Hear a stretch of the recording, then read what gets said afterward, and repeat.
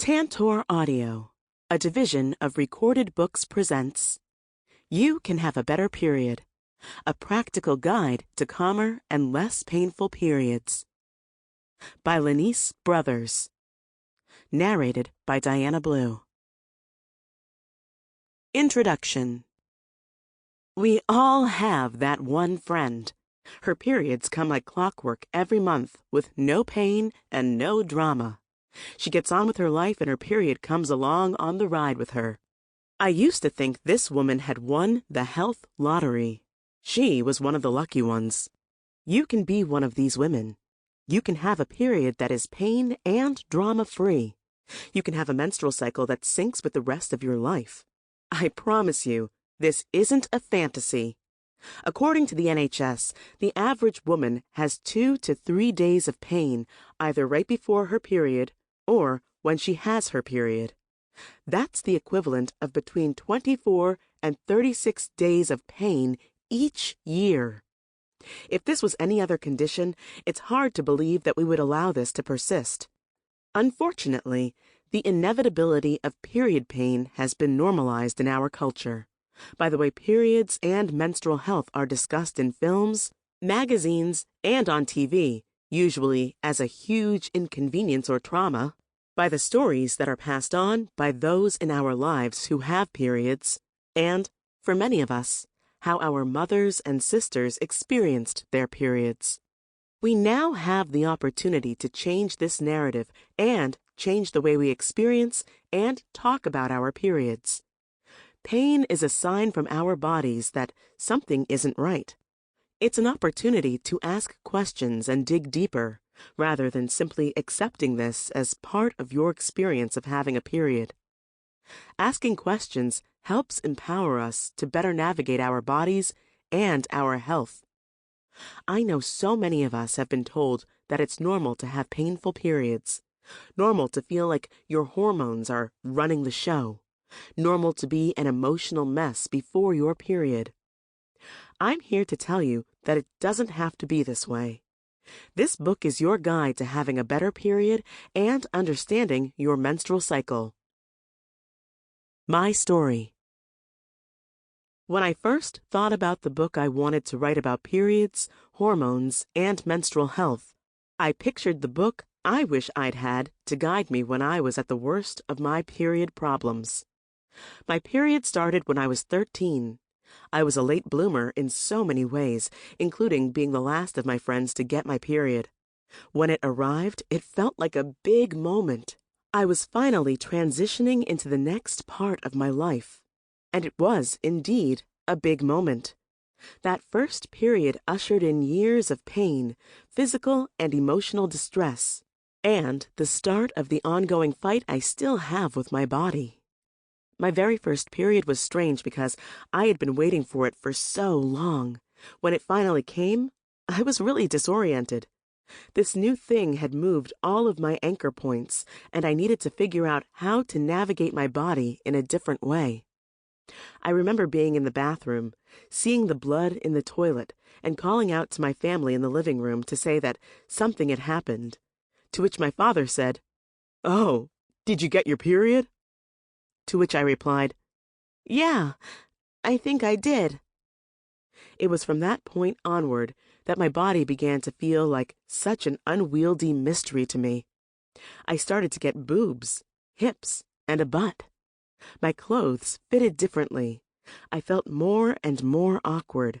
And every month, I had to figure out how to get through this incredibly dramatic event that seemed to be affecting only me so badly. From the outside, my friends looked like they didn't have a care in the world when it came to their periods. Don't get me wrong, I did have carefree teenage moments. I would have about 3 weeks when my life seemed completely normal.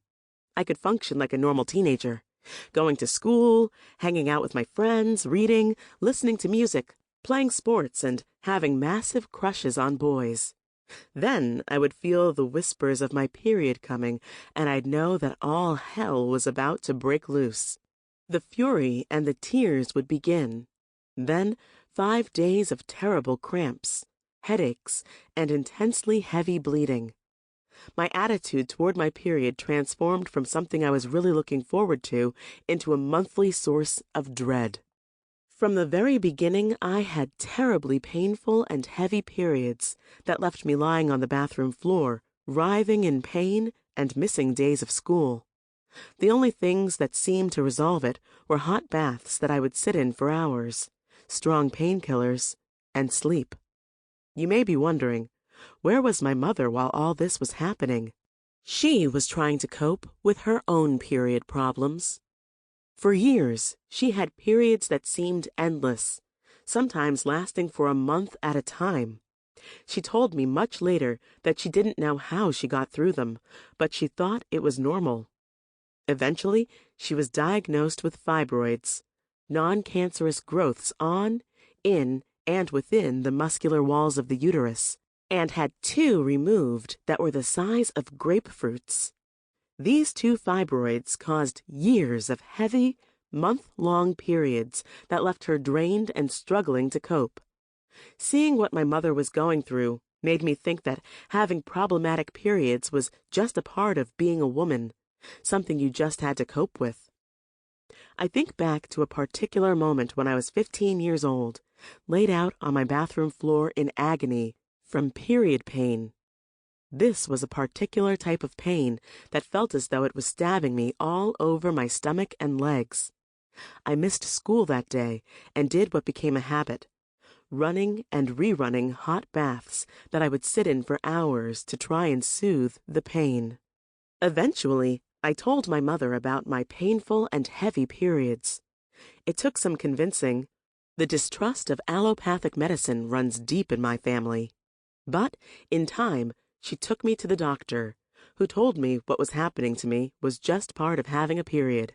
She gave me a prescription for naproxen, a strong painkiller, and birth control pills, and sent me on my way. Those pills dealt with the pain, but they did nothing for the heavy bleeding and blood clots, so I became an expert in using a combination of pads, rolled-up toilet paper, and tampons to manage the flow. I can't tell you the number of underwear and trousers I bled through. I soldiered on because I believed what the doctor told me and what I saw happening to my mother, that this was just part of being a woman. It was my lot to have painful, heavy periods, wear double pads, and feel lousy for 1 week of every month. How I would have loved to read a book that told me that what I was experiencing wasn't normal, that having a period didn't automatically sign me up for nearly 40 years of pain and suffering, that it wasn't my lot as a woman. I didn't have this book, so instead, I suffered for a long time. I hated my body for betraying me. I hated fighting with my body every time I got my period. As I got older, I started to realize that it didn't have to be this way. Only in the last 7 to 8 years have I had periods that have been consistently straightforward. And for me, that's life-changing. How did I do it? Through nothing that revolutionary or dramatic. Eating loads of vegetables, not drinking alcohol, not eating a lot of sugar or dairy, managing my stress, and being really clear about my boundaries. Having a consistent yoga practice, deep breathing, and great sleep. When something changes, like living through a pandemic and all of the changes this has brought, I know exactly what to do to get back to a better place, and that's what I want for you. Helping you have a better period. When you first saw this book, did you scoff a little at the title? Did you think, there's no way I can have a better period? If that's you, I'd like to encourage you to put aside your reservations and to approach this book with an open mind. This book is for anyone who has a period: women, non-binary folk, and transgender men. For brevity, I do use the terms woman, women, and female throughout the book. The best way to listen to this is straight through. However, you're more than welcome to skip forward to the chapters on each phase of the menstrual cycle and start at whichever phase you're currently in. If you're thinking, Whoa, Lanice, I didn't even know that the menstrual cycle had different phases. Don't worry, I've got you. We'll dive into that in part 2. I want you to know that you don't have to live with period pain, heavy bleeding, or an emotional roller coaster. That's not an inevitable part of having a period. In my private nutrition practice, I see and speak to women from all walks of life, and two things are clear. Period problems don't discriminate, and women continue to believe pain and suffering are a normal part of having a period. What if I told you they aren't? What if I told you that it's possible to have a period that just happens every menstrual cycle and is as commonplace as changing your underwear every day? Something you do without comment or drama. I believe that once we change our understanding of what's normal and what isn't, painful and heavy periods aren't normal.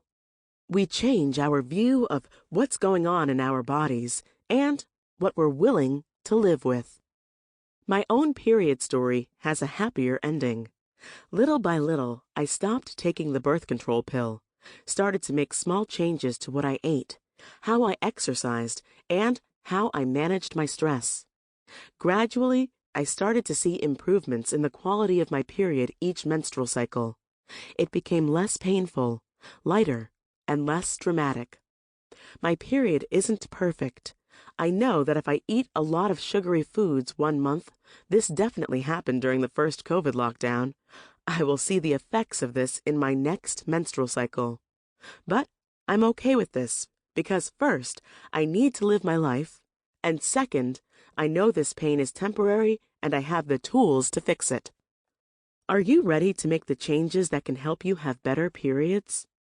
My hope is that this book gives you the tools to help you tune into your body so you know what's normal for you, and then change your menstrual health for the better. I want to help educate you on why periods are important, so that you understand why the nutrition and lifestyle changes I'll be taking you through in this book will make a difference for the long term. We'll talk about the menstrual cycle and why this is our 5th vital sign. I'll talk through the power of the female body and what we gain from harnessing the different physical, emotional, and mental strengths that occur during each of the 4 phases of our menstrual cycle. For example, you'll learn why your libido might be stronger during certain times of your menstrual cycle. You'll also learn what hormones actually are, how they guide us, why we're all a bit hormonal, and what makes that a good thing. Learning what's normal and what isn't will change your expectations of your body and yourself. In part 2, we'll go through actions you can take during each phase of your menstrual cycle to improve your physical, menstrual, and emotional health.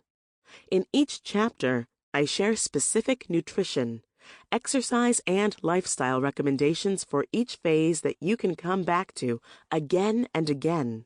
We'll also cover painful periods, mood changes, and missing or irregular periods in detail in chapters 8, 9, and 10. Finally, we'll talk about how we can put the entire menstrual cycle together so that we can begin to spot patterns and see the effects of changes to the way we eat, move, and in our lifestyle choices. My goal for this book is to give you the tools I use in my private practice as a nutritionist to help you have a better period. My own journey to heal my period and overall health inspired me to leave a 15-year career in advertising and retrain as a nutritionist, eventually specializing in women's health, hormones, and the menstrual cycle. After finishing this book, I'd love for you to understand the power of our natural, feminine rhythm and cycle, so that you feel that you are in control of, rather than held captive by, your period and menstrual cycle. I'm tired of women feeling that pain and emotional drama are a normal part of having a period. I'm tired of women planning their lives around heavy and painful periods and feeling like they're missing out. I'm tired of women believing the myth that period pain is normal. I wrote this book because I want you to have a better period. Part 1. Changing Expectations. Chapter 1. Are periods supposed to be painful? Let's go all the way back to the beginning. How did you first learn about your period and menstrual cycle? At school? From a parent, friend, or family member? Did you have to figure it out on your own? My own menstrual health education was pretty scant. I remember a class when I was 12 where we learned the basics. How to use tampons and pads, to expect to bleed each month, to ask our parents for painkillers if the pain got too strong. That was it. I'm going pretty far back into the recesses of my memory here, but I don't recall an extensive menstrual education at school. We spent more time talking about how to avoid getting pregnant than learning about the impact that our bodies and hormones would have on the next 35 to 40 years of our lives, which is so wild when you consider just how many periods we have over that many years.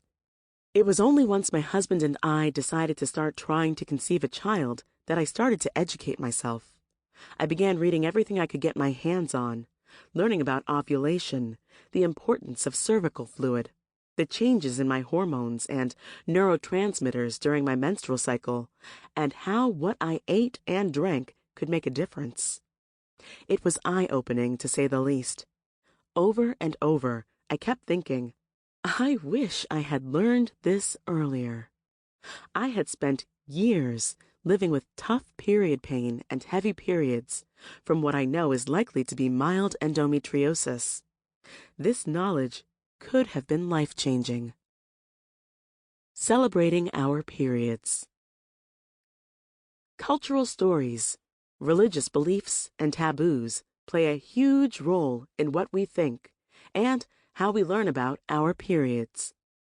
They influence why so many of us don't know much about our periods, don't understand our menstrual cycle, or simply believe that putting up with pain, a heavy flow, or emotional turmoil is a normal part of having a period.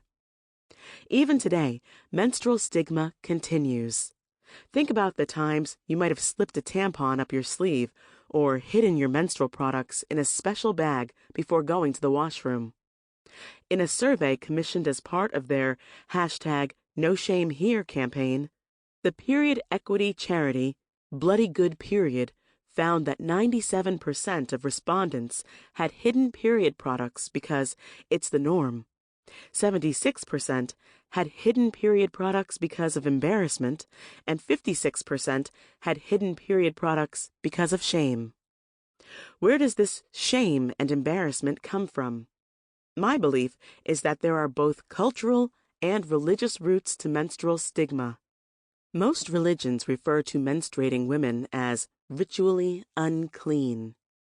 Think of the adverts that use blue fluid to depict menstrual blood. Think of the taboo around period sex, actually a fantastic time to have sex because orgasms can reduce menstrual cramps. Or the furtive way many of us first learned about periods or spoke about them with friends.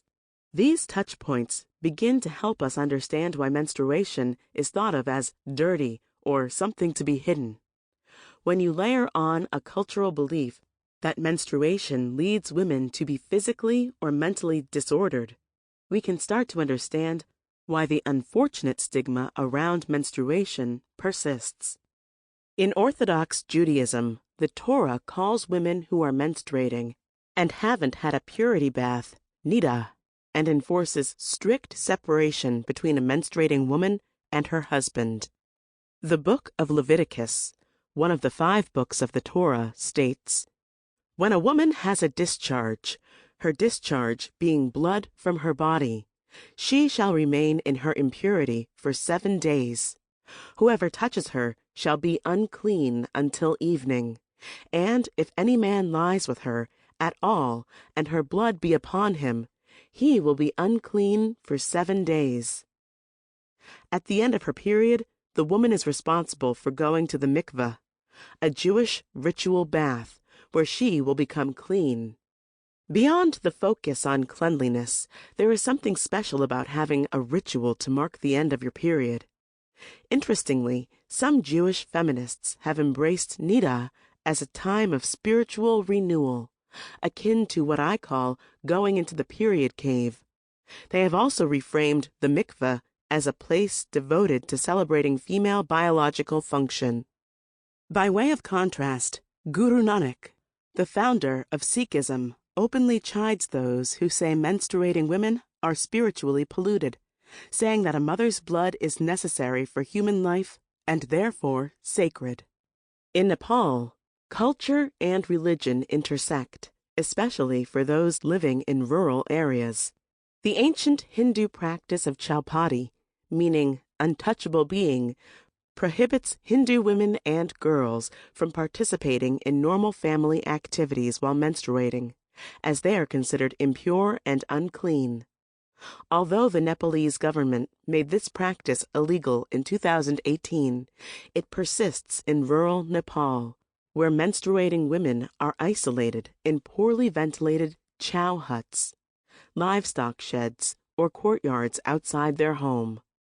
They are unable to visit temples, use other villagers' kitchen utensils, or wash in communal water sources. As recently as 2019, a woman and her 2 children died from suffocation after she barricaded them into a windowless menstrual hut during her period. Even in wider Nepalese society, the beliefs that menstruation is spiritually polluting and taboo persist. Let's consider why the belief that periods are supposed to be painful and messy endures. Research has shown that knowledge gaps, or deficits in knowledge, create confusion as to whether the cultural restrictions and taboos being passed down about menstruation are actually accurate. My own Afro-Caribbean background comes to mind here. The belief that painful periods are inevitable had been passed down without question throughout the generations of religious women in my family. In hushed conversations, we learned we needed to endure when facing pain. These beliefs perhaps had roots in the biblical verse of Genesis chapter 3, verse 16. To the woman, he said, "I will make your pains in childbearing very severe.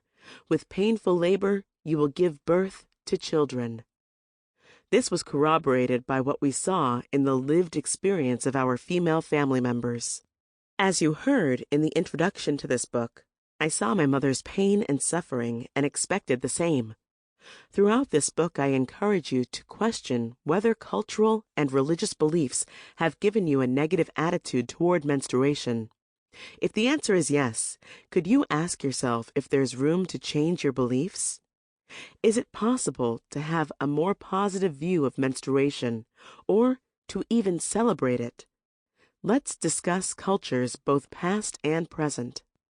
In ancient Rome and Greece, menstruating women were seen as extraordinarily powerful. According to Pliny the Elder, the Roman author and philosopher, a menstruating woman who uncovers her body can scare away hailstorms, whirlwinds, and lightning. If she strips naked and walks around the field, caterpillars, worms, and beetles fall off the ears of corn. I don't think I'll be walking through central London naked in a thunderstorm anytime soon, but it's nice to know that the immense, fiery power of menstruating women was acknowledged at one time. In the present day, the Apaches, a Native American tribe, hold a 4-day sunrise dance, which is an elaborate series of rituals that begin at menarche, the onset of the first period, and prepares girls for the transition into puberty. In Apache, this is called Isanaklesh Gotal, a term which encompasses the process by which the girl is transformed into the Apache heroine Isanaklesh. It is believed that through her participation in the rigors and demands of the sunrise dance and the extended puberty rites, including a series of physical and mental tests that continue for several months afterwards, the girl gains a greater sense of her identity and purpose in the Apache tribe. In contrast to the tradition of chapati described earlier, some Hindus in India believe that menstruation, Especially the first menstrual period is an occasion worth marking. South Indian families hold a coming-of-age ceremony called Ritushuddhi, or Ritukala Samskara, in which the girl wears a traditional outfit called a langavani, or a half sari, and receives presents, including her first full or half sari. This can be a complex event lasting up to 16 days. On my podcast, Period Story, I've had conversations with a few women whose parents and family made a big deal of their first periods, using it as an occasion to mark the transition from girlhood to young womanhood. One of my guests, Tamu Thomas, talked about the mixed feelings she had about the excitement this rite of passage caused in her family. Before her first period arrived, she'd been really excited. Once it arrived, Tamu recalls, "There was all this hoopla about me joining the club that I didn't want. My mum bought me this kit. It was bright fuchsia pink, and it had tampons and sanitary towels." Tamu was excited about having her first period, but this was eclipsed by having it shared by her entire family. As an adult, she now understands. It's a big coming-of-age thing. It's a huge marker in human development, in female development, and my mom was celebrating that, but I thought a period was just for me and no one else to know about, and I carried that belief with me for a very long time. I wonder how we would feel if our first periods were celebrated joyously rather than hidden away in shame and silence. How would we feel if we knew that our menstrual cycle could be a positive force in our lives to be harnessed for its power, rather than something to dread? Having a better understanding of menstruation, hormone health, and how our bodies work is the first step toward removing the stigma. When we talk about what's normal and what it isn't, we can develop positive attitudes about our periods and change negative assumptions. This enables us to push back against culturally accepted norms about periods. Think about these questions. Do you think period pain is normal because that's all you've ever experienced? Do you think heavy periods are normal because of what you've heard from friends and family?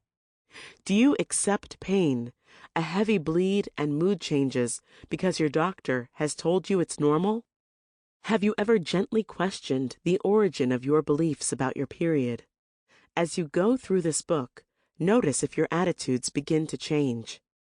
In this book, we'll go back to basics, starting with understanding that our menstrual cycle and period are one of our 5 vital signs. We'll move through each phase so we understand what's happening to our bodies during our periods and the rest of our menstrual cycle. You'll also find practical support for period problems and beyond in the later chapters of the book. We'll explore nutrition and lifestyle supports for reducing and managing period pain, missing and irregular periods, heavy periods, and other menstrual symptoms, including PMS, that we've been told are a normal part of having a period. Let's get into it. Chapter 2. Why your menstrual cycle is your 5th vital sign. What does the word vital mean to you? Essential? Fundamental? Something you can't live without? When it comes to our health, we have a small group of important signals from the body that tell us how the most critical parts of our health are functioning. These are our vital signs.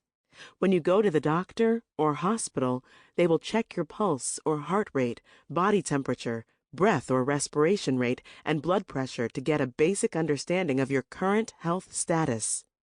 Would it surprise you to learn that your menstrual cycle is another key indicator of your overall health? As you listen to this book, you'll learn why our entire menstrual cycle, including our period and ovulation, must be considered another vital sign. Here's another way to look at it. If you don't have a period and you're not pregnant, you get worried, don't you? A delayed period is a sign that something's off. If you don't ovulate every menstrual cycle and you're not on hormonal Sample complete. Ready to continue?